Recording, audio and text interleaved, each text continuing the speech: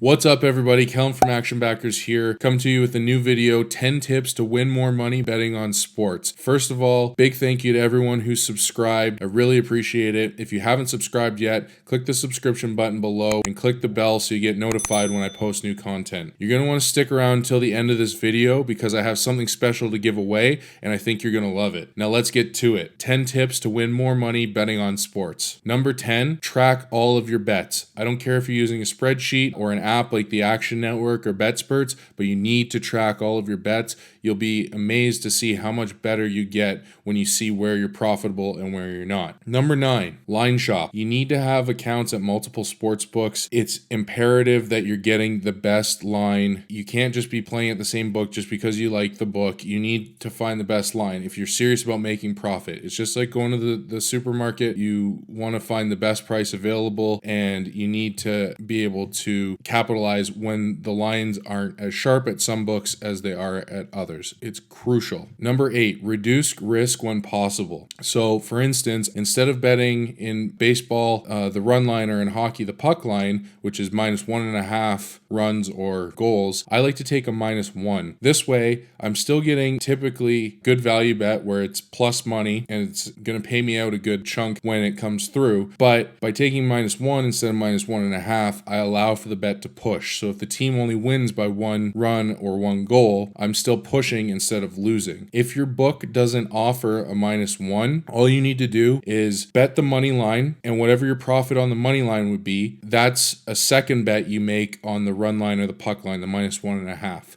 And that way, that equals out. It's the same thing as betting -1. So if the team wins 4-3, then instead of losing, you're going to push. So reduce risk when possible. Number 7, bankroll management. You've probably heard of this before, but it's critical. You need to watch your funds. You're going to go broke if you're betting 50, 60, 70% of your bankroll on any one given bet. I like to go with no more than 5%. That's just me. If you have a small bankroll and you can reload easily, then maybe you can get a little bit more aggressive. But if you don't have a bankroll, you're not going to be in the game for very long. Number 6, don't blow your winnings in the casino. I've been guilty of this in the past. How often have you won money betting on sports only to turn around, play blackjack, roulette, whatever, and next thing you know, beating through 80% of your bankroll? It sucks. You'll hate yourself for doing it. Don't let it happen to you. If you want to play in the casino, that's fine, but have different money for that. Don't use your sports betting bankroll. Number 5, trust the numbers. You need to understand value, and sometimes you need to fall in love with an ugly duck. I've made a lot of money betting on hockey, and a lot of the time I'm betting on an underdog. Underdogs that I think maybe they only win 40% of the time, 35% of the time. But if the numbers are there, then I'm going to make money in the long run. And you need to be comfortable with understanding that. It's really imperative that you're betting the numbers and not the teams. Number 4, don't be afraid to pass on a bet. If the numbers aren't right, if the line moves in the wrong direction, if the spread changes and there's no value there, pass on it. I can't tell you the number of times that I've, in my early days, lost money because I was chasing a bet that I knew had no value, but I wanted to be an action junkie. Don't do it. You'll lose money in the long run. And if you don't put the money in the middle, you can't lose it. So do not be afraid to pass on a bet if it doesn't make sense. Number 3, learn from those with experience. This is really important. Spend some time, watching YouTube videos, listening to podcasts, interacting on Twitter, and understand people who've done this for a long time.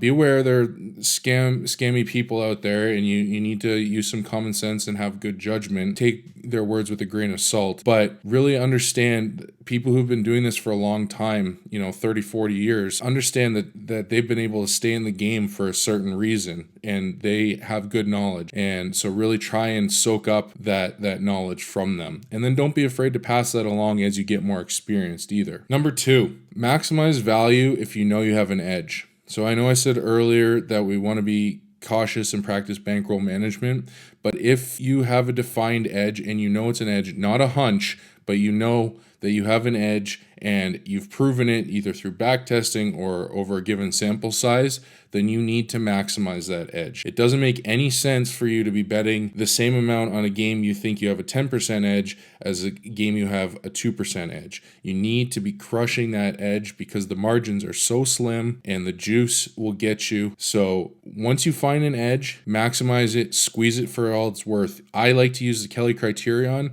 I'll leave a link to my other video. You can learn about the Kelly criterion.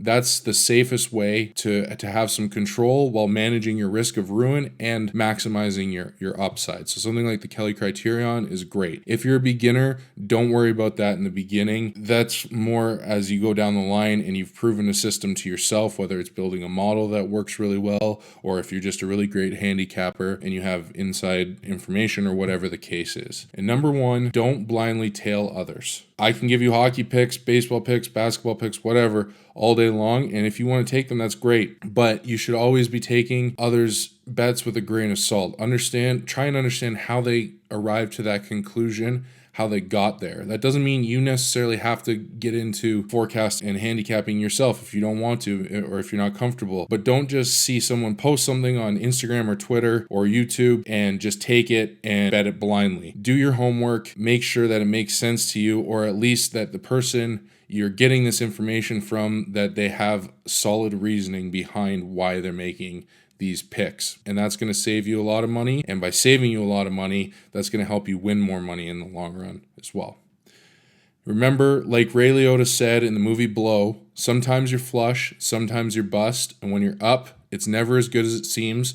And when you're down, you think you'll never be up again, but life goes on. It's not about any one bet. Good bets lose, bad bets win. It's about sticking to a process. It's just like a batting average in baseball. If you know you have a good approach at the plate, you get in there and you keep taking your swings, things will come around. You're going to connect consistently. That's all it's about. So there's 10 tips to win more money betting on sports. Comment below if this is helpful. If you find value in this video, please give it a like. Don't forget to subscribe. And as thanks for sticking around, I told you I've got something special to give away. So what I'd like to do is I'm going to give away a free month of my hockey picks. I'm going to pick randomly in the comments below. So to be eligible, all you need to do, like this video, subscribe, and comment below your favorite way to make more money betting on sports. And I'll pick someone randomly and you'll get a month of my hockey picks for free. Thanks again. I'll see you next time.